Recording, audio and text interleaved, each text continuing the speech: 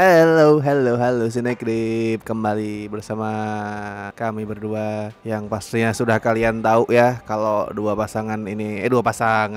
sepasang ini review akan ngomongin film seperti apa. Ya kemarin ada yang bilang loh apa di Twitter pada saat ada yang nungguin review look back, nge-share tuh akun reviewer lain, channel lain tuh udah nge-review Sinekrip mana. Terus ada yang ngomong kalau Sinekrip mah anime telat tuh biasanya satu karena nggak ada divisi wibunya. sebenarnya ada, cuman divisi wibunya tidak terlalu gercep gitu ya. Jadi yang kali ini mau kita omongin itu adalah film dari Detektif Conan ya. Yang ke berapa kemarin tuh?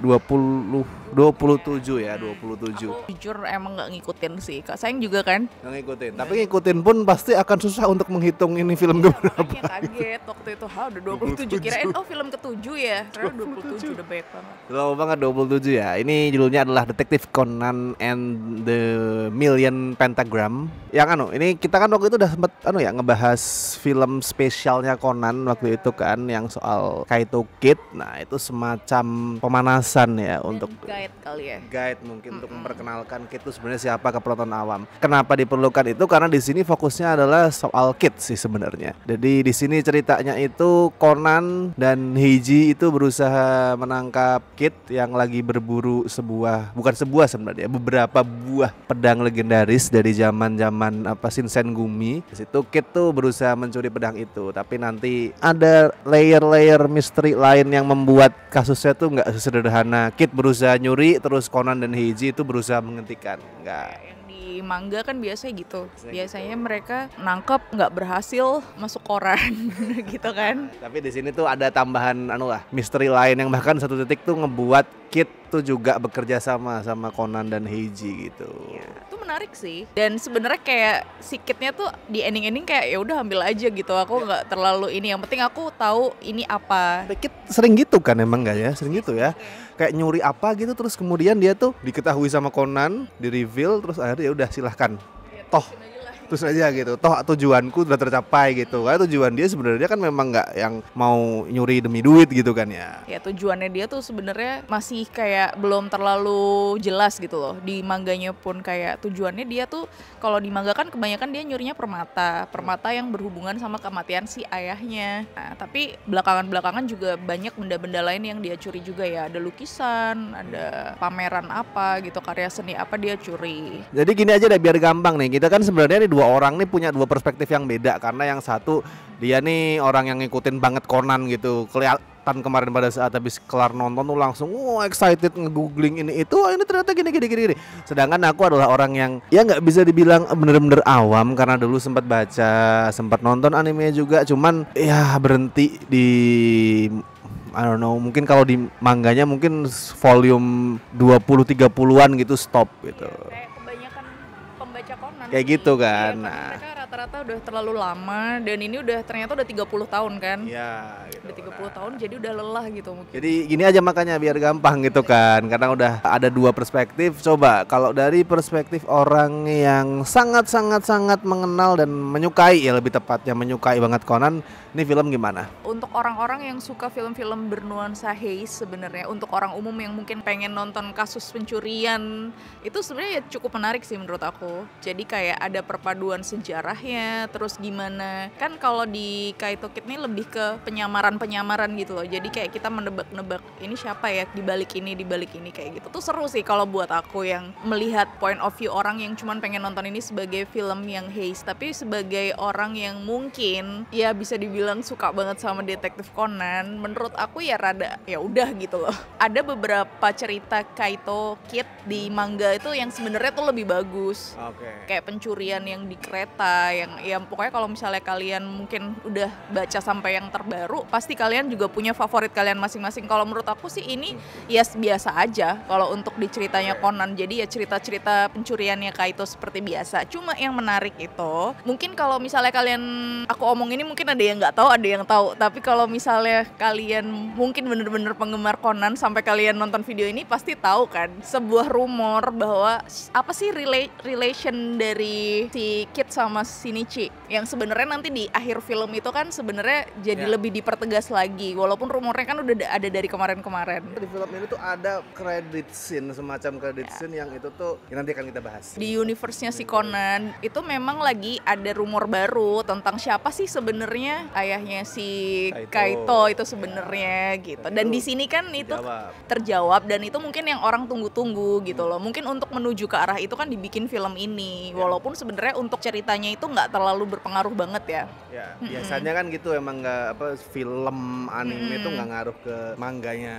Gitu. Iya, walaupun sebenarnya setelah kemarin aku googling timeline di movie itu belum tentu sama timeline di mangganya gitu. Walaupun tetap garis lurusnya menurut aku sama sih. Kayak misalnya nih disinggung yang masalah si Heiji mau nembak Kazuha. Alasannya apa dia pengen nembak itu di tempat yang bagus karena dia nggak mau kalah sama si Shinichi kan. Itu kan ada di mangganya juga ceritanya yang si Shinichi tuh nembak si Ran tuh di depan Big Bang. Jadi kalau menurut aku untuk overall filmnya cukup menghibur untuk kalian yang suka Conan pasti, dan aku tahu kalau misalnya mungkin yang suka banget pasti yang ditunggu tuh adalah itu tadi jawaban atas rumornya. Kalau untuk garis besar ceritanya ya mungkin cerita-cerita pencurian biasa sih. Gini, mungkin banyak yang nanya gini, tapi kan gua nggak ngikutin Conan gitu. Selama Yuyu pada itu tidak asing 100%, kalian akan tetap bisa catch up gitu. Kayak aku aku udah nggak ngikutin Conan, kayak aku nggak tahu itu si Okita itu siapa gitu, tapi cukup mendapat penjelasan lah. Kayak misalkan ada adegan si tadi yang dijelasin Heiji mau nembak Kazuha gitu. Saya nggak tahu ya. Nggak tahu apa kalau Shinichi itu nembak di Big Bang. Nah itu nggak tahu, cuman kan dia jelasin. Tapi sebenarnya tanpa dijelasin pun ini masih aman untuk penonton yang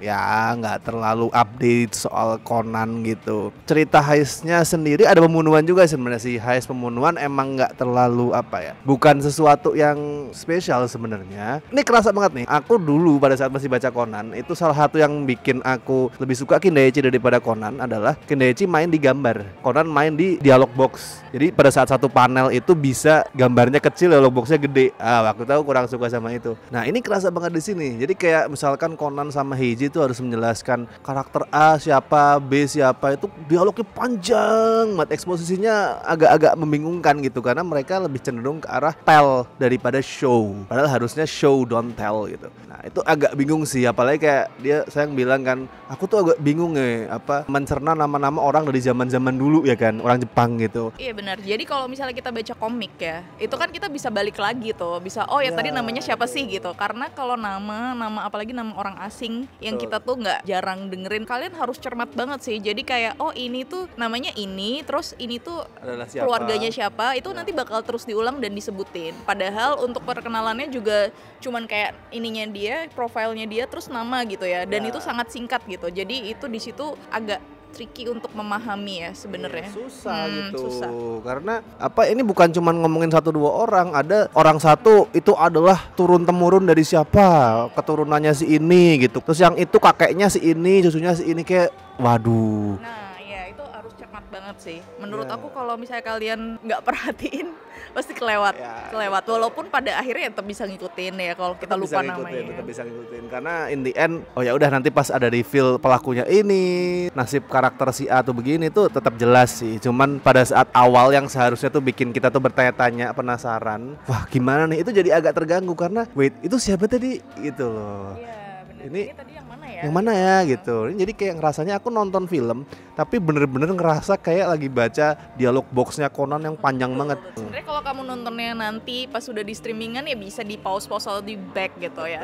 Tapi sekali lagi tetap bisa menghibur. Karena gini, ini sebenarnya hal yang juga sering terjadi di adaptasi film anime yang basicnya bukan action. Kayak Doraemon contohnya. Doraemon kan begitu masuk film kan yang diambil petualangan ya, lebih besar daripada manganya. Conan kan juga sama kan, skupnya kan kayak actionnya tuh pasti lebih banyak daripada di anunya. Nah itu keunggulan sendiri sih, kayak misalkan dari openingnya tuh seru banget pada saat Heiji tuh ngejar Kid karena dia masih marah.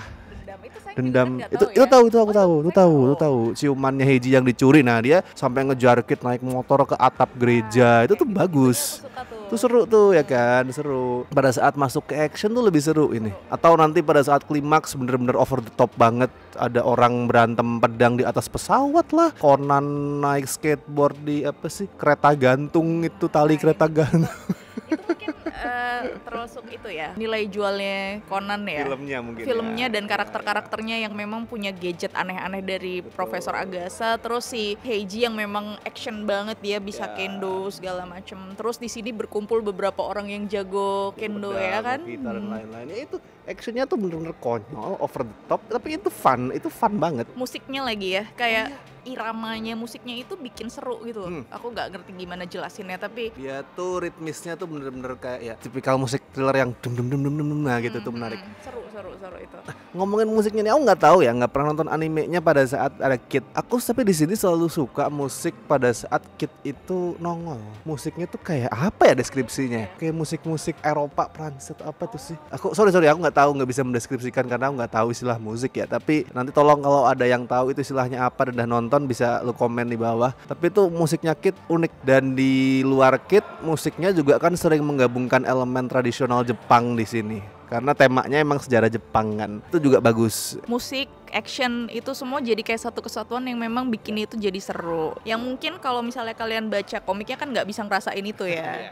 Gitu. Jadi tuh menariknya menurut aku untuk kalian tonton bagi yang mungkin suka sama Conan ataupun yang awam kayak sayang ya. Walaupun kalau ngomongin ini sebagai animasi ya, visualnya ya nggak jelek, tapi dibandingin Doraemon kemarin bagusan Doraemon sih. Gambarnya jauh banget dari mangganya sih. Rasio manusianya atau apanya tuh menurutku agak nggak, art style-nya kurang. Jadi kayak misal Conan rasionya segini, tapi kalau di komiknya tuh di penggambarannya aku ngerasa itu pas gitu, enak gitu. Biar gimana pun tetap ini adalah animator yang berusaha menyamakan style dengan Aoyama, tetap beda dan kan. juga gambar bergerak mungkin ya. Nggak tahu sih ya, aku bukan, sekali lagi ya, ini bukan dari orang yang paham banget soal film anime ya, tapi based on yang selama ini aku tonton kayak Doraemon, terus One Piece, kadang selalu nonton film animenya ya. Demon Slayer nggak usah dibahas lah, itu levelnya udah beda. Cuman kalau dibandingin itu kayak yang udah aku sebut tadi, Shinchan, ini visualnya ya termasuk standar banget lah. Gitu ya. Ya. Kayak klasik, lebih deket sama animenya guys. Nah, mungkin pengen membiarkan penonton tuh ngerasa, oh ini familiar sama yang gue tahu loh, mungkin. Ini juga pertanyaan nih dari aku. Untuk animatornya sendiri sama nggak sih yang anime episode bulanannya itu sama yang movie? Mungkin beda. Tapi gini, penulis naskah film ini sempat nulis 1-2 episode yang animenya. Jadi bisa jadi ya tetap ada key animator yang juga. Satu circle gitu ya mereka. Mungkin ada. Tapi kayaknya susah sayang, karena kerjaannya kan nabrak, nanti nggak cukup waktunya. Tapi itulah kenapa aku tuh kalau misalnya suka sama satu tuh aku kadang tuh memang nggak nonton ini ya. Maksudnya aku kalau baca mangganya ya udah manga doang gitu loh. Aku nggak nonton animenya gitu. Anime yang apa sih, bukan movie ya. Movie juga aku baru beberapa tahun ini aja nonton. Yang tahun lalu nggak nonton kan yang Akai itu karena dia nggak mau aku ajak. Kayak ini ya, soalnya membayar. Aku pernah itu nonton apa ya, yang mana ya? Aku lupa yang mana gitu, Conan gitu. Anjir ngantuknya. Karena gak ngerti gitu. Tapi yang ini dibandingin beberapa film Conan yang aku tahu, ini lumayan seru. Untuk orang awam ya, sekali lagi ya, ini lumayan seru. Bahkan yang tadi tuh ada, pokoknya nanti gak akan spoiler sih, tapi intinya nanti di credit scene itu ada revelation, pengungkapan salah satu rahasia gitu. Itu buatku yang bukan fans, yang awam tuh tetap menyadari bahwa oh, this is big. Mungkin gini, biar gampang menjelaskannya ini sebesar apa. Bayangin gini deh, misalkan fans One Piece, terus kemudian lu nonton movie, dan di movie itu udah reveal kalau Ace adalah anaknya Goldie Roger. Nah, sebesar itu. Udah itu sayang. Udah pada tahu. Misal gitu, nah sebesar itu gitu loh. Atau kemudian pakai twist apa gitu yang gede. Nah, ini bahkan untuk fans awam sepertiku, orang awam tetap ngerasa kalau credit scene-nya itu oke, ini mantap nih, keren nih gitu. Jadi poinnya adalah kalau misalkan lu fans Conan tetap wajib nonton ya kan. Kalau misalnya fans Conan ya harus karena nonton. Menurut aku emang ini sesuatu yang memang ditunggu-tunggu sama aku, termasuk aku nungguin sih kayak apa sih sebenarnya, karena rumor itu kan udah ada rumor tentang ininya ya, twistnya ini, terus penasaran gitu loh, karena itu emang dari beberapa chapter di mangganya tuh emang udah sering disebutin gitu, kenapa kok si Kaito itu menyamar jadi Shinichi yang udah gede, terus mereka kayak saling, lah kok lu mirip ya gitu, dan orang-orang di sekitarnya juga udah mulai kayak gitu kan. Nah udah itu udah tis lah. Ya, dan itu kan para fansnya emang udah pengen tahu banget, dan katanya memang di spillnya emang di sini kan. Oh gitu. Udah ada rumor kalau di spill di sini ya berarti ya. Oke. Udah ada rumor. Cuman kalau dari segi aku yang baca manga tuh emang di mangganya nggak ada yang secara kata-kata secara ini ya. Secara Belum apa? mungkin. Iya belum ada. Makanya nih sekarang kalau buat aku sebagai pembaca manga, aku jadi penasaran nih nanti gimana nih timeline-nya gitu untuk nyamain ke cerita yang di mangganya. Karena ya seperti biasa ya, film adaptasi film layar lebar itu tidak pernah, bukan canon, nggak akan masuk ke cerita di manga dan anime itu nggak. Tapi kalau ada revelation sebesar ini, nggak mungkin nanti beda gitu. Ini pasti sudah lewat ACC-nya Gosho gitu. Jadi kalau intinya misalkan lu fans, lu harus nonton. Tapi kalau lu bukan fans, bebas mau nonton pun lu akan masih bisa terhibur dan lu nggak akan ngerasa tersesat.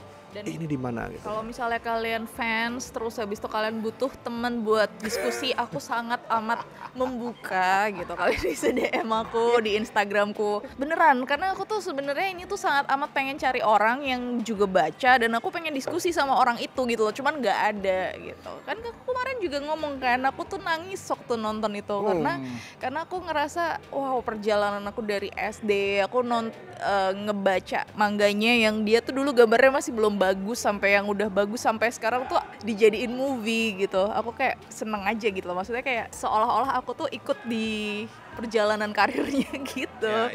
Saya kan juga pasti kalau suka sama sesuatu bisa kan punya perasaan kayak gitu. Nah, cuman aku nggak punya tempat, nggak punya wadah forumnya. Nah itu nggak ada ya, gitu. Jadi silakan kalau misalkan lo pengen, saya izinkan.